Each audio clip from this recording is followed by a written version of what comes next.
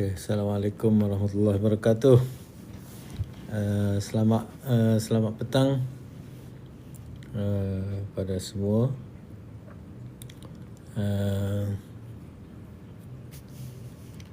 Kita masih lagi berada pada bulan Ramadan dan menjalani ibadah puasa. Mudah-mudahan ibadah kita diterima oleh Allah Subhanahu Wa Taala.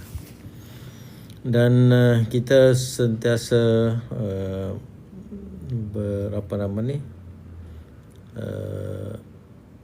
bertindak secara waras, mengambil manfaat dan peluang secara positif sempena pada bulan Ramadan Al-Mubarak ini. Bukan sahaja dari segi ibadah, bahkan memahami bahawa puasa itu sendiri membawa kebaikan kepada kesihatan kita, terutamanya mereka yang berada pada usia yang pertengahan dan ke atas lah.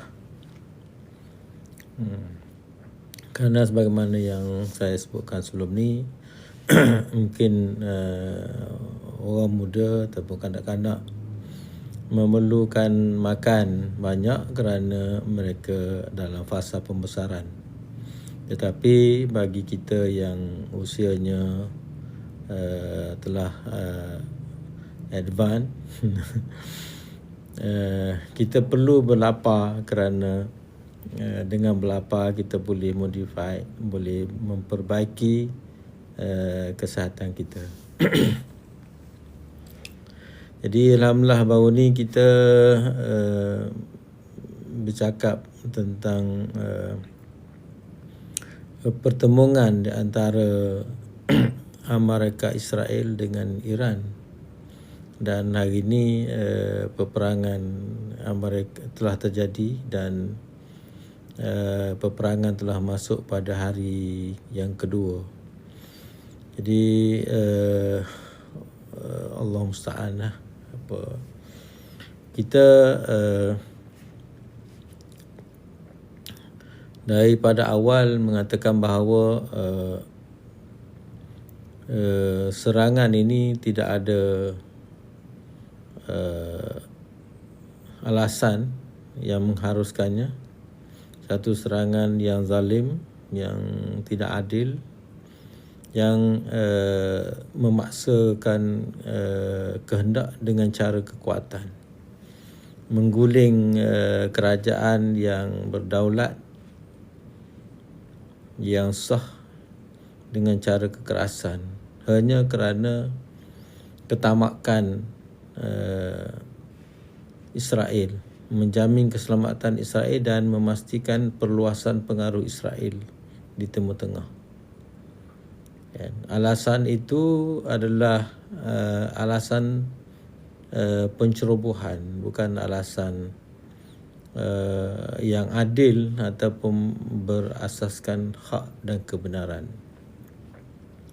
Jadi kita fahamlah, maknanya dalam konteks ini Allah Subhanahu Wa Taala pun dulu sebut dah, ini hakikat politik Islam. Kadang-kadang kita masuk politik, kita tak faham kehendak ataupun pemahaman dia sebagaimana. Walaupun dia politik, tetapi dia dicatat dalam Al-Quran mengatakan walan tarda ankal yahud walan nasara hatta tattabi'a millatahum. Jadi apa motif Amerika? Tidak, sebelum tu maksud ayat itu ialah Yahudi dan Nasrani, Zionis Kristian lah, sekarang ini tidak akan redha kepada kamu sehingga kamu tunduk dan mengikut agama mereka, mengikut kehendak mereka. Jadi ini nampak nas. Orang biasa bila cakap politik, orang tak nampak nas, tak nampak ayat, tak nampak Quran, tak nampak agama ataupun tidak melihat dalam konteks ajaran agama ataupun wahyu. Tetapi ayat itu sebenarnya wahyu yang soreh dalam dasar dalam politik. Wahyu yang soreh, wahyu yang terang dalam menjelaskan menjadi prinsip dalam politik yang kita kena faham. Jadi Zionis Kristian ni di mana-mana dia berada dia akan bertindak begitu. Zionis Kristian di mana sahaja. Tak kisahlah di Timur Tengah ke di mana ke, di negara kita ke mana ke, dia kepala otak dia macam tu. Dia motif dia, matlamat dia ialah menguasai orang lain. Dan dia tidak reda, tidak akan menerima satu realiti di mana orang lain ataupun orang Islam berada bebas, tidak tunduk kepada mereka. Jadi mereka menghalalkan segala benda, menghalalkan segala cara, menghalalkan segala tindakan demi untuk tujuan itu, demi untuk ketamakan politik mereka. Sebab itu dalam Quran benda ni jadi prinsip politik Islam. Dalam bertindak, bertahalluf ke, bekerjasama ke apa benda ke, kita kena faham bahawa prinsipnya tak boleh ubah. Walan tarda ankal yahud wan nasara hatta tattabi'a millatahum, sehingga kamu mengikut ajaran mereka, agama mereka, polisi mereka, dasar mereka. Sekarang Israel Zionis Kristian nak supaya Timur Tengah berada di bawah telunjuk mereka. Mereka nak jadi kuasa terkuat. Jadi apa kelebihan yang ada pada mereka? Mereka ada satelit, mereka ada menguasai ruang udara, mereka ada roket dan penguasaan udara lah dan angkasa. Boleh katakan era penguasaan udara dan angkasa ini memihak kepada mereka. Jadi mereka menggunakan kelebihan itu untuk mengawas semua negara-negara lain dan memaksa kehendak mereka. Maknanya kita kena terima bahawa apa sahaja keadaan yang menjamin keselamatan Israel itulah yang adil. Yang menjamin kehendak Israel dan Kristian itulah yang hak, yang benar. Kita kena terima secara paksa. Maknanya itu satu realiti yang dipaksakan kepada kita. Jadi kalau kita tak terima, mereka paksakan kita dengan kekerasan. Mereka paksa dengan keganasan. Kemudian dia kata kita yang pengganas. Tetapi sebenarnya mereka memaksa kita untuk tunduk menerima kehendak mereka dengan keganasan. Mereka sanggup bunuh halal, mengebom negara orang halal, membunuh kepimpinan yang tidak berdosa, manusia, kepimpinan Iran. Apa dosa Ali Khamenei? Apa dosa dia? Apa jenayah dia? Apa dosa pemimpin Iran yang ada tu, yang dibunuh? Kenapa pembunuhan itu jadi halal? Jadi kita berbeza dari segi mazhab sunnah Syiah, tapi untuk melakukan jenayah yang begitu, membunuh dengan selambanya dan seolah-olah diterima oleh masyarakat antarabangsa, itu halal. Apa yang menghalalkan pembunuhan Ali Khamenei? Mana undang-undang antarabangsa yang menghalalkan pencerobohan kepada negara Iran?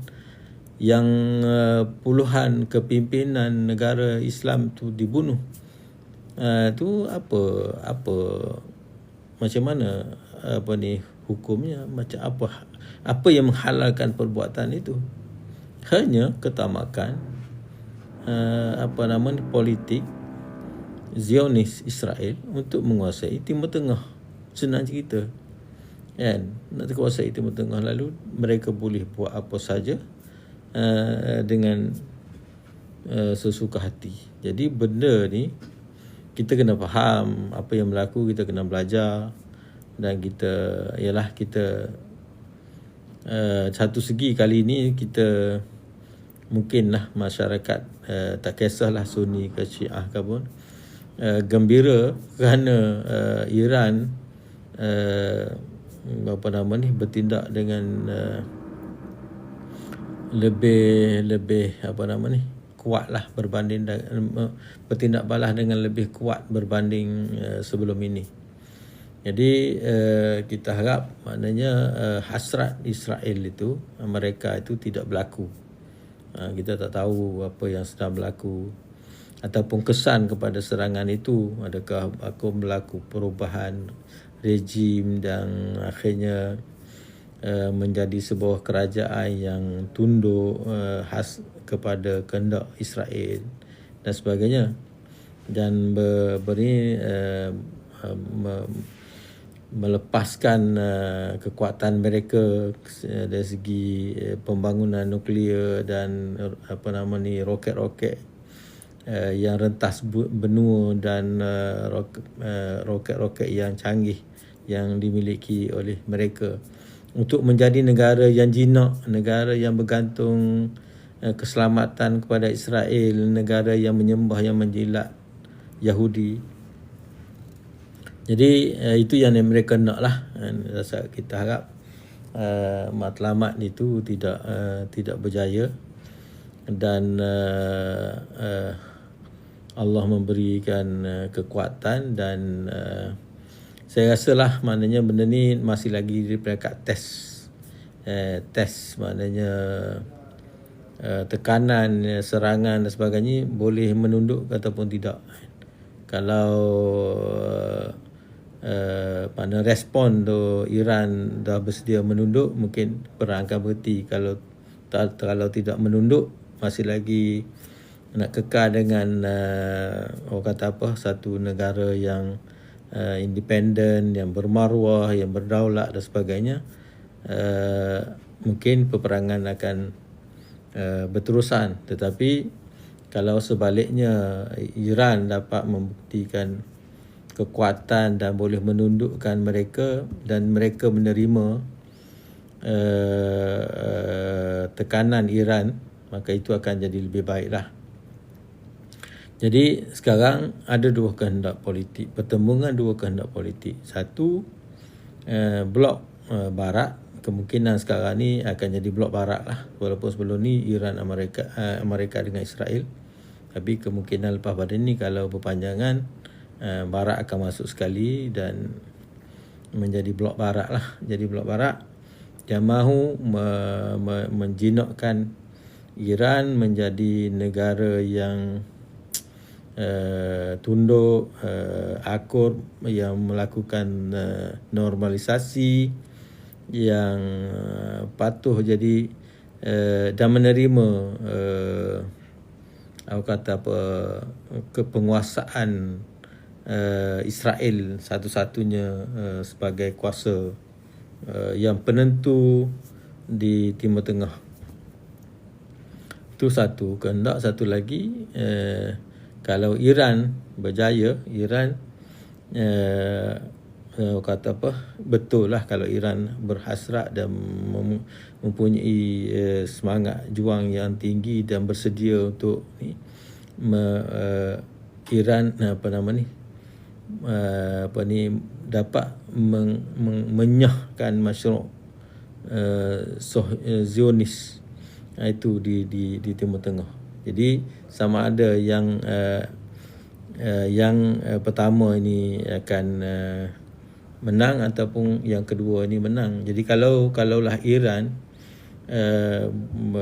dengan kesungguhan yang ditunjukkan berjaya, maknanya menafikan hegemoni Israel, maksudnya kalaulah maknanya dengan kekuatan yang ada, maksima yang digunakan oleh Amerika, Israel dan Barat ini tidak dapat menundukkan Iran, bermakna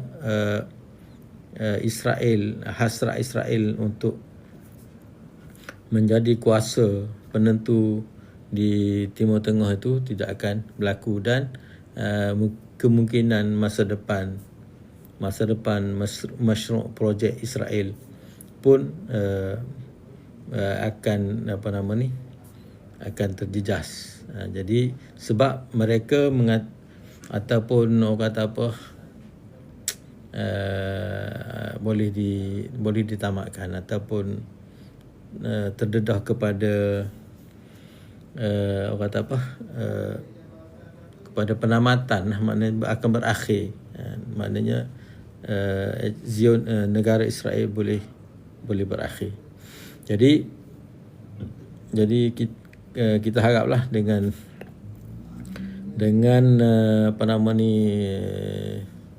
respon yang sungguh-sungguh daripada Iran sebelum ni, tak sama dengan perang yang 12 hari tu. Kita tengok Iran macam teragak-agak untuk membalas dan sebagainya, tak nak masuk perang.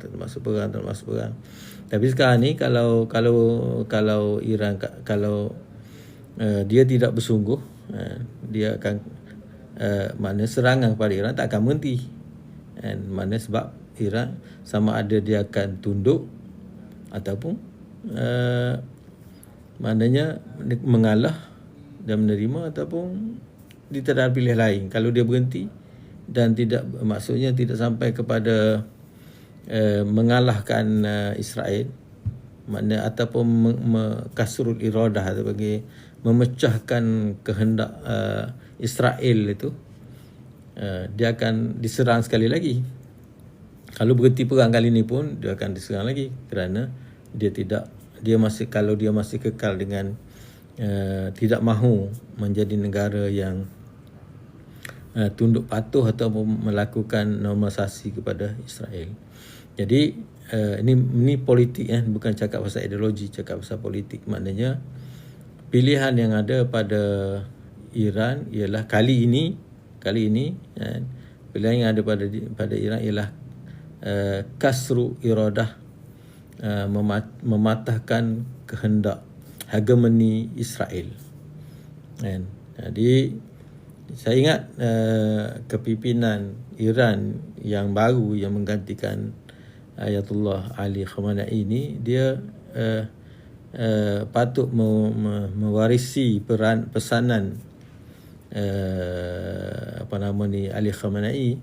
Maknanya perang ini adalah perang yang mengakhirkan kewujudan Israel. Maknanya dia, kalau dia mampulah, kita boleh cakap dari jauh, katanya kalau dia betul-betul bersedia, dia kena pergi sampai pengakhiran kepada Israel.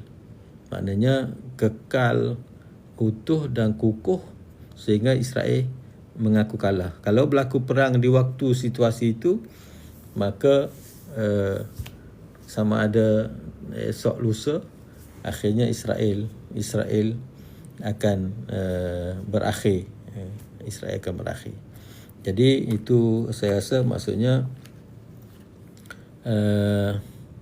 itulah pola penentuan yang seharusnya selayaknya berakhir. Dan kalau betul-betul ada kemampuan, dia kena pergi pada sehingga mematahkan keegoan, mematahkan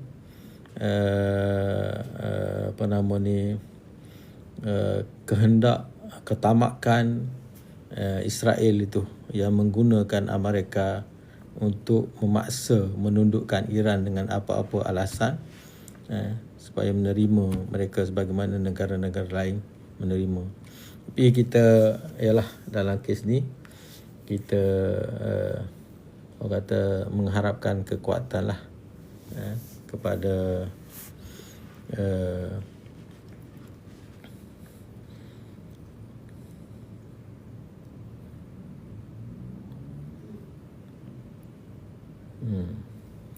jadi moga-moga Iran mendapat kekuatan, walaupun kepimpinannya telah ramai yang terbunuh, tetapi sebab dia berdepan dengan hidup mati lah.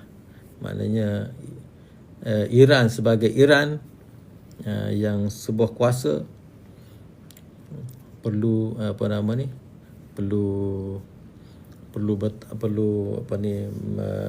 berjuang lah, perlu berjuang. Sehingga kalau bagi saya maknanya dia kena hentam sampai Israel mengaku dan tunduk, minta berhenti perang. Dan kalau dia minta berhenti pun jangan buat sehinggalah dia surrender, ataupun maknanya dia tidak berani lagi memaksa kehendak dia dengan cara yang tidak cara yang zalim.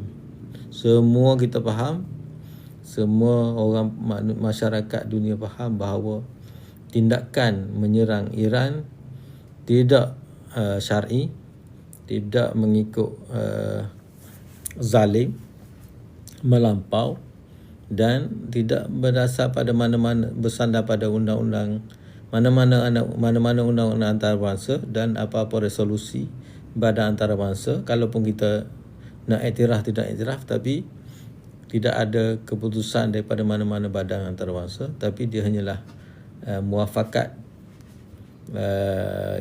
Israel dengan Amerika untuk melakukan keganasan, memaksa Iran untuk tunduk kepada mereka. Itu sahaja. Dan ini adalah juga satu poin petanda buruk. Jadi kepada masa depan dunia, kerana kalaulah itu berlaku dan diterima oleh masyarakat antarabangsa, maka negara dunia selepas daripada ini akan diperintah secara undang-undang rimba. Tidak ada lagi apa yang orang duk cakap sekarang rule of law lah, apa benda ni. Tak ada. Tak ada lagi rule of law. Tak ada lagi apa-apa. Cuma yang ada orang kuat, mereka yang kuat akan memakan orang yang lemah. Negara yang kuat akan menindas negara yang lemah. Negara yang kuat boleh memaksa kehendaknya nak tentukan apa saja dasar dalam negara yang lemah. Negara yang lemah mesti menerima ataupun mengikut kehendak negara yang kuat, melakukan dasar-dasar yang menguntungkan negara yang kuat. Kalau tak mengikut kehendak negara yang kuat, tak mengikut dasar-dasar, mengikut imlak dan mengikut telunjuk negara yang kuat, negara kuat berhak untuk menyerang dan merubah kerajaan negara yang lemah, sehingga dia dapat lantik kepimpinan baru di negara yang lemah mengikut telunjuk negara yang kuat. Jadi ekonomi negara yang lemah mestilah dilakukan untuk menguntungkan negara yang kuat, dan rakyat negara yang lemah akan menjadi kuli kepada rakyat negara yang kuat. Nampak gaya gitulah dunia kita pada masa akan datang. Jadi siapa yang tidak bersedia, tidak menguatkan negara dia sendiri, tidak mengukuhkan negara dia, dia akan ditindas lah. Dia akan ditindas dan dipaksa untuk melakukan dasar-dasar. Dia boleh lah kalau dia kata kamu kena sainkan perjanjian ni. Jadi kalau kamu tak sain, Waalaikumsalam warahmatullahi wabarakatuh. Jadi kalau kamu tak sain, kami akan serang kamu dan turunkan kamu daripada jadi kerajaan dan angkat orang lain akan jadi pemimpin baru dalam negara kamu. Jadi sebenarnya itulah berlaku sebelum ni pun, tapi tidak begitu ketara sebab dia tak guna kuasa tentera, tapi menggunakan pengaruh-pengaruh lain untuk merubah rejim di negara yang disasarkan. Jadi kalau negara tu ada lombong emas ke, ada telaga minyak ke apa ke, dia nak sumber tu. Jadi kerajaan tu kena bagi. Kalau tak bagi, dia serang. Ataupun berundur. Dia nak lantik orang lain yang sanggup bagi pada dia. Jadi itulah kerajaan dunia akan datang. Jadi ni kalau kita ada negara. Kalau kita pula macam orang Melayu di Malaysia ni, lemah dalam negara dia, lagilah. Kalau kita tak ada tak ada negara, tak kuasai negara kita sendiri, macam sekarang lah kata kita di Malaysia ni, tak kuasai negara kita sendiri, lagilah kita terkontang-kanting lah. Sebab yalah, kalau kuasa orang yang memerintah negara kita tu mengikut kehendak dan telunjuk kuasa asing yang lebih kuat, lebih besar, kita jadi apa? Kita jadi terumbang-ambing lah. Jadi tak ada tempat mengadu lah. Tidak ada tempat nak berlindung. Sebab kita boleh dilakukan apa-apa sahaja kepada kita kerana tidak ada kekuatan kita sendiri. Jadi inilah masalah. Kita boleh kena faham. Sebenarnya kalau kita faham pemikiran apa yang sedang berlaku ni, kita boleh faham dia bukan berlaku di Timur Tengah saja. Dia boleh berlaku juga di tempat kita, boleh berlaku juga. Jadi kita faham. Dalam kita berpolitik dalam negara kita ni pun kena faham benda apa yang kita kena capai dalam politik negara kita ni. Bila kita nak berpolitik, kita nak capai apa? Kita kena jelas. Supaya kita dapat pertahankan kita punya kepentingan kita, dan kuasa luar tidak boleh menentukan gaya hidup kita, tidak boleh menentukan dasar-dasar kita. Kita boleh mempertahankan kepentingan kita. Itulah tujuan politik. Tapi kalau politik berlegang-legang, riuh, jadi orang rakyat makin hamung, bertengkar situ, bertengkar sini, kepentingan sendiri tak ke mana, masa depan negara tak ke mana, nasib bangsa dan tidak terbela. Apa benda politik kita berpolitik itu tak kena lagi dengan gaya politik di Timur Tengah. Kalau kena gaya politik di Timur Tengah yang gersang, yang ganas, yang liar, yang tak ada sifir, tak logik ke, tak adil ke, tak apa ke, tak ada. Apa yang dia nak, logik. Apa yang dia buat, betul. Apa yang dia nak tu betul. Apa yang dia melibatkan kepentingan dia, betul semua. Dia boleh buat semua. Jenuh kita. Jadi sekarang ni kita dekat sini tak sampai tahap kegersangan politik di Timur Tengah. Jadi itulah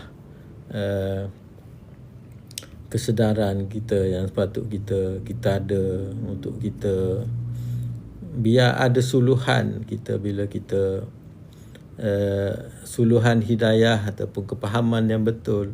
Bila kita berpolitik, kita terlibat dalam dasar-dasar berbincangan tentang dasar negara, bukan bertempik, bertengkar atau terhala, malu ke orang, masuk parlimen tapi jadi macam sirkus, tidak membantu untuk membangun dan mempertahankan ataupun menguatkan kedudukan dan mengukuhkan kedudukan negara, dan juga mengukuhkan kedudukan bangsa dalam penguasaan dalam pemerintahan negara. Jadi itulah pengalaman yang ada. Jadi benda ni pengalaman yang benda gini patut belajar sebab dia pahit. Sebab benda ni bila berlaku dia sakit, pahit. Jadi jangan main-main pasal politik tak faham, kemudian kita masa depan tergadai dan nasib tidak terbela. Jadi mudah-mudahan kita dapatlah pengajaran, dan kita berdoa supaya Allah beri kekuatan kepada Iran untuk maksima sampai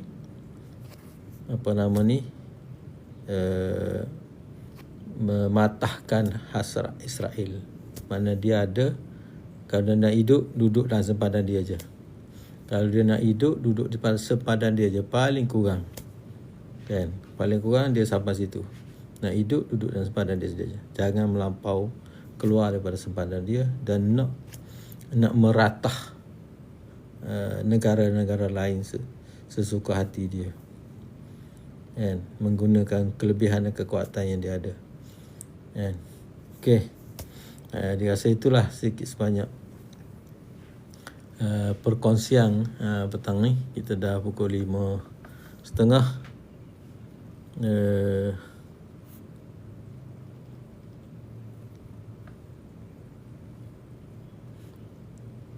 Jadi saya ucap selamat berbuka puasa sehingga insyaAllah ada masa kita bersiaran lagi esok, lusa dan sebagainya. Wabillahi taufiq. Wassalamualaikum warahmatullahi wabarakatuh.